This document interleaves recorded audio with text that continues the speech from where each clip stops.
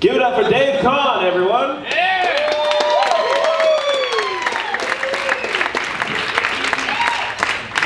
All right.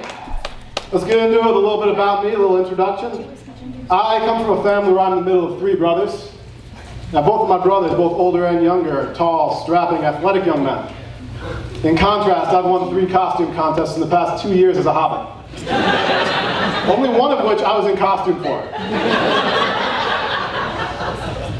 So when you stop growing at the age of 15, and your brothers don't, that means that you're going to be the recipient of both hand-me-downs and hand-me-ups. Which is pretty awesome. I've got my younger brother's entire 8th grade wardrobe at home.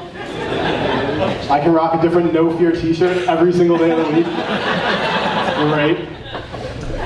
But when you're raised in that family where that's like the sibling dynamic, you're the non-athlete in a family of boys, you look back on your childhood and you realize that your parents just raised you completely different.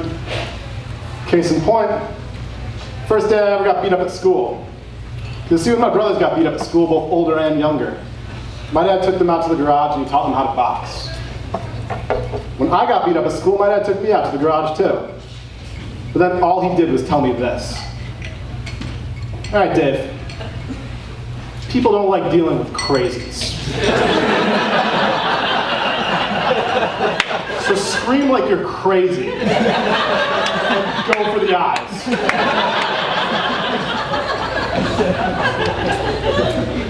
Now, to his credit, that's great advice to give to a friend who's about to go to prison for quite some time.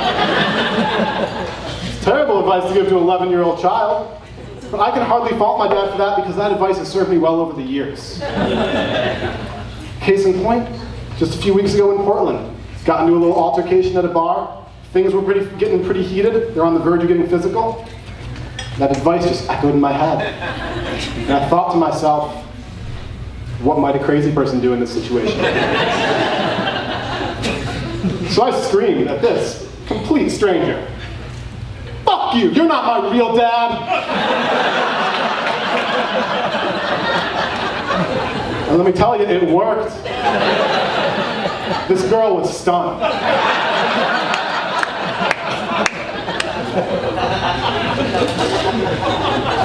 Another funny story about my dad.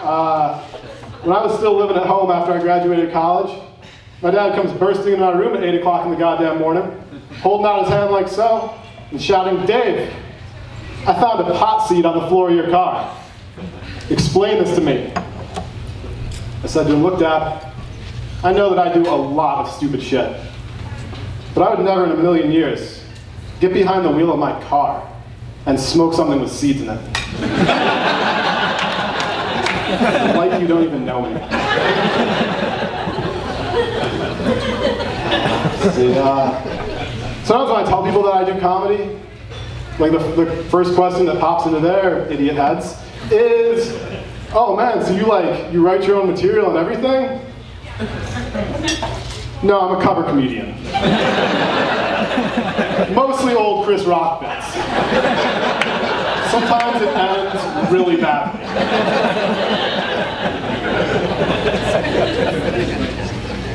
So I was arrested recently, and the how and the why, not important to this story. What is important is that when I got to the jail, the woman working the desk told me that I needed to hand over my shoelaces and my belt. Never having been arrested before, I asked her why. To which she replied, "So that you can't hang yourself." As if I would even think about masturbating at a time like this. That's a weird assumption to make about somebody, right? Two things I've learned since moving to Portland from my small town. One is that I lack the ability to sincerely compliment someone on their facial hair. No matter how much I mean it, I cannot do it without sounding sarcastic. It's impossible. And number two is that masturbating is like playing with a loaded handgun, in the sense that people freak out when you do it on the max. We didn't have public transit in my small town. I didn't know. The only bus I ever took was the school bus, and that weird kid in the back jacked off all the time. Nobody said shit. Since you guys have been so good tonight, I'm going to treat you to one last joke. It's a story of how the dumbest person I know got fired from his job at Olive Garden. It's a doozy. It was on a day when he wasn't working, for starters. He was about 10 years deep, and he thought, hey, you know where I'd be welcome right now? My place of employment. Drove down to Olive Garden, hit 2 parked cars in the parking lot, went inside, knocked over 3 trays of food, while trying to converse with his fellow waiters as they served tables. And then he said something to a female coworker that if Lord Byron himself were to hear it, he would snap his quill in 2 and proclaim, that man has done it, that man has captured the essence of romance, and never again shall the earth know his equal. Because what he said to her was this. You know, your face isn't very good looking, but I would totally titty fuck you. I've been Dave Kahn, that's my time, thank you very much.